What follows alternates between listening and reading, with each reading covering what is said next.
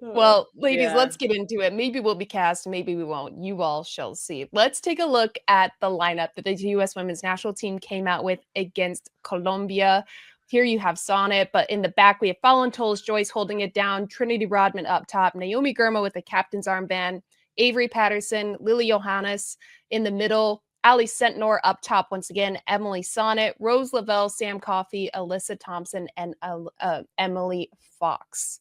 Now, they came out in a 4-4-2 once again, and I feel like this has been a hit and miss formation for them. I think defensively it works with the press. It suits what this team has.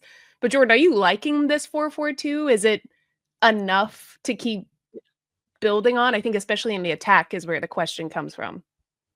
Yeah. I think they call it a 4-4-2, but to me, it doesn't often look like a 4-4-2 really for this team. It's really a build, right away. You could very distinctly see it was going to be a build in a 3 with a diamond and then 3 up front. And that 3 up front changed a lot. But I think it reminds me a lot of the Orlando Pride and NWSL. Like they say they're playing a 4-4-2, but it's not really a 4-4-2 at all. And there are some really good things. What I saw from this starting lineup, I liked a lot of it. I thought, especially with the pace they had up front and knowing that Colombia from these previous games that they wanted to play through their defenders, you have Lavelle and Ali Sentnor with a very, very high press right away. And I thought the first 15 minutes of the game, the United States with their repress and high press looked really good. It just wasn't quite sustainable as Colombia started to break it down a little bit. So I liked the starting lineup. I thought it had some really good pieces to it. And we'll kind of get into what happened. But for me, I like the way that they build, especially with the underlaps, especially with the combinations in that internal channel and the external channel. It's just picking and choosing when you use which run. Kel, did you like the personnel in this starting lineup? Is it kind of what you expected to come into this game? Yes, because this was a must-win game for the tournament, right? And I think when you look at these 3 games and the 3 starting lineups that Emma put out there, first game, Argentina, the weakest opponent that you're going to face. I think she put out a lineup clearly that was not her starting lineup. That wasn't her go-to lineup. That was her, exactly. That was her giving these players experience, an opportunity, and it was great. And I thought they actually played well. But, I was excited for the Canada game because I wanted to see how Emma was going to line up because to me, who started in the Canada game was her starting 11, maybe minus Lily Real gets hurt the first game. She would have probably been starting, in my opinion, the second game against Canada. Giselle steps in. And then you look at this game and I thought, okay, are we going to see a lot of changes from Canada to Colombia? Because, is she going to, she got her, I would say, B squad out there the first game, A squad out there the second game. Are we going to see more intermixing for this third game? But again, must-win game. And Colombia presented and ended up being a very difficult opponent tonight. And I think she put out, again, what we can consider close to, if not starting lineup, right? Not a lot of changes from Canada to tonight. I think Lily Yohannes was in for Claire Hutton. Claire played significant minutes earlier in this tournament. And I don't think that's Claire played bad. I think that's just Lily Yohannes is a good option in that midfield and want to see her with this combination of players. And then Avery Patterson, right, steps in where Giselle played for Canada. I think that was really the only change, right, from Canada to today. And I think that kind of tells you a couple things. Again, I think the core group that were there for Canada, started for tonight, are, the core group that she's going to put out there. And I like that group. I think that they play well together. I think the unlock though was the subs tonight. And I know we're going to get into that, but yes, I thought the starting lineup, I wasn't surprised by the starting lineup. I think this is a version of one of Emma's best lineups that she can choose from this roster of players. Yeah, it's one of the most capped lineups she's had since the Portugal game. And I like bringing in last year. Sorry, go ahead, Jordy. Yeah. Oh, I was just going to say, and bringing in Yohannes over Hutton, you mentioned that Hutton had played a lot, and it was going to be a very different game than the Canada game, right? The Canada game, you expect it to be a little bit more open, so the midfielders are going to have to deny some attacks from Canada and win those passing lanes. And I think that's one of the things that Claire Hutton does best. But you're playing against this Colombian team. You're thinking, okay, how do we pick the lock in some situations when we have the ball? Who do we want threading that last? And Lily Yohannes is a great person to bring into those types of games, because then you get Yohannes playing higher up the field, who can find the final pass, be really creative in moments. And I feel like there was some really solid performances from this group, but also some performances that felt like, all right, we're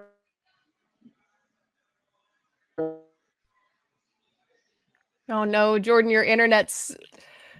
Hey, Kelly's got better just might be internet me at and Sports you. Illustrated. Sports Illustrated Stadium doing me a solid right now. Let's go. Oh no, she's back. She's back. We got you again. You know what? Don't you love internet when you have full bars and it still doesn't work? Just like awesome. That's showbiz, babe. That's showbiz, babe. It's just the way it goes. Live. Jordan, I agree with what you were saying. I think, well, with what both you're saying, this is the core group going forward. This is who she has the utmost confidence in, that she's going to allow things to work out and not make aggressive changes. She wants them to problem solve and have the challenge. And I think this was actually the perfect test for this group. Let's break it up into the first half. So first half comes out, Colombia looks dangerous.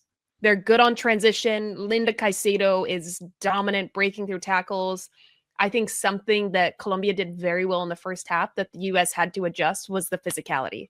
Even though it's expected, and Kelley, I want to hear from you too, because you were there on the ground actually seeing how truly physical it was. But even the matchup of Rodman on that right side, anywhere she went, she was getting pulled, she was getting hit, she was getting chirped at, and the Colombian players are smiling around her, and you could kind of see it eat at her. And I think one of the players that stood out in the first 45 was Lily Yohannes. I think she rolled with the punches, tactically figured out how to break them down. She was the standout to me, but I don't know if there are many other players I would say figured it out in the first 45 that was effective, in my opinion. Yeah, I agree. Being in person and seeing the whole field, I actually had that thought the second half about how in the past, the US, I think, has had the ability to, okay, we might not score against Colombia in the first half, but eventually we will become the more dominant team as the game goes on, because we'll just win out on physicality and endurance, stamina. And as the second half went on, I actually was like, thought to myself, Colombia this whole game has matched us physically, if not gone above and beyond. And they have always been a very physical team. But I think tonight showed the physicality paired with just the ability to hang when the minutes tick down. I know we're talking about first half, but I will say first half, I was like, my biggest thing was Caicedo and Santos. The link up between the two of those players, it was basically Caicedo's so good on the dribble, and then Santos is just where she needs to be every time in a little pocket of space to get the ball, give it back, put it into a more dangerous place. And so cheeky. And I thought that those, yes, like so cheeky. I was like, oh my gosh, like this is what we watch on Champions League every week in and week out with Caicedo. And just her ability on the ball to draw players in, and then Santos was right there when she needed to give it, and she had sucked in as many players as she could and then get it back. So I actually thought the first half, Caicedo and Santos were the two best players on the field. They did a really good job of that connecting. But one of the things that I noticed on the other side of the field with the US is when you break the midfield pressure, sometimes a defender, Kelley, you know this, like you want to bite and you want to break the play up quickly in the midfield. And I actually thought the back line, and I would imagine it's Sonnet leading them, because she's just been, I don't know. I just feel like Emily Sonnet keeps getting better and better. And I don't know how she keeps doing it, but they actually were dropping and just saying, all right, come on, come 100%. come attack us. We're going to drop. And then once we get to around the top of the D. We'll get somebody pressure on the ball. And by then, everybody's recovered and we have numbers behind the ball, and they weren't giving up anything dangerous. So even though Caicedo and Santos were having these cheeky moments and really finding that good connection, I was very impressed with the patience of the US's back line to just say, all right, we're going to give you the transition. Come on at us. We're going to be back here and now break us down when we're in front of Valentella's Joyce, which I don't think she had a save. Do we remember a save? Yeah. Okay. I think she had one. No, Jordy, I agree with you. I think that showed the progression that the US team has made. And I think Emily Sonnet is a big part of that. I agree. I think that she just keeps getting better and better. And Caicedo is that player where, and I'm sure they talked about this in, their scouting report of, we can absorb as they, the pressure. We just absorb their attack and get those players around the ball, because really and I say, obviously Caicedo, Santos, I thought were two of the best players on the field in the first half, but you are right. Colombia I don't think they got a shot on target. They got shots off, but they were blocked or they went out for corners, all those different things. And I thought that, I agree. I think that's a great shout about how we were able to handle the attack from Colombia and not give up anything super dangerous. They got in the box a handful of times, but nothing super dangerous went off. Yeah, I think Sonnet is such a good shout too. The girl deserves her flowers throughout this whole She Believes. Like, seriously, player She's of She Believes champion. She is the girl. She believes. Emily, She Believes Sonnet.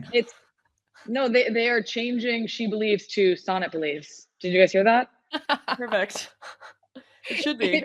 It honestly should be. She legacy. It's official. Legacy, but she had an iconic block too in the first half. I think it was Linda Caicedo, Lacey Santos flicks it. Germa's caught. That was so good. And Sonnet just gets a touch right before the shot. And it was one of Colombia's best chances. But player of the first half for me, absolutely, Emily Sonnet on the US. We go into second half. Tara Rudd comes in for Naomi Girma, dealing with, sounds like a calf issue, being cautious. Tara Rudd, to me, boom. Huge impact. Talk about patience and calmness and driving forward, breaking lines on the dribble. I actually think that's something that was missing from the back line in the first half that she brought in. You can see the U.S. had momentum, was creating those chances. Emma Hayes then makes the subs of Heaps for Yohannes, Shaw for Sentnor, Moultrie for Lavelle, and Sears for Rodman. And this is where the game flips around. I think what Colombia was presenting was the ball needed to move faster. The just runs in behind weren't happening quick enough. The ball wasn't getting there fast enough. And to me, these were such great game changers to come in and knew exactly what to do. And who wants to take me through Alyssa Thompson's goal? Because it was just chef's kiss. I actually jumped off my bed. I was praying we were going to get a goal in this. Go on, Kelley. You were there in person. Right. So I didn't get to watch any replays except for like quickly glancing up at the big screen and what they showed here. But basically Jaden was on the dribble and she was kind of giving Caicedo vibes of like drawing players to her.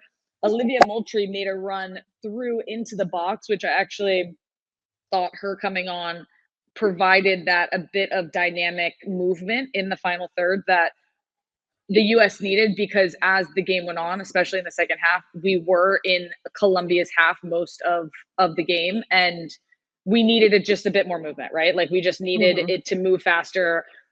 Like individually, the ball needed to move faster, but then players needed to be moving and not getting stuck in their specific pockets. But Olivia Moultrie ran through, and then you see, and she wanted that ball. She wanted Jaden to play her that ball. Jaden held it a little bit long, and I was like, oh, like maybe give it to her. And then she dishes it top of the box to Alyssa. She takes one touch, banger into the back of the net. I mean, it was top bins. It freaking raised off the crossbar into the back of the net. The stadium erupted, went wild.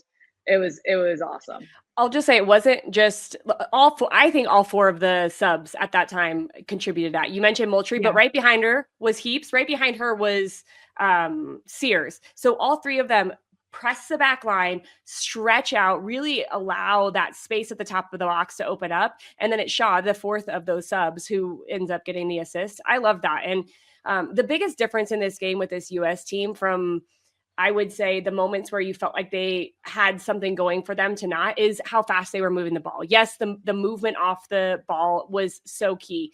I think Jaden Shaw's entrance playing as a center forward, not being fancy, saying, I'm going to hold the ball and I'm going to drop it off because I'm going to have Moultrie, I'm going to have Heaps, I'm going to have somebody else going towards me that I can just drop it off to.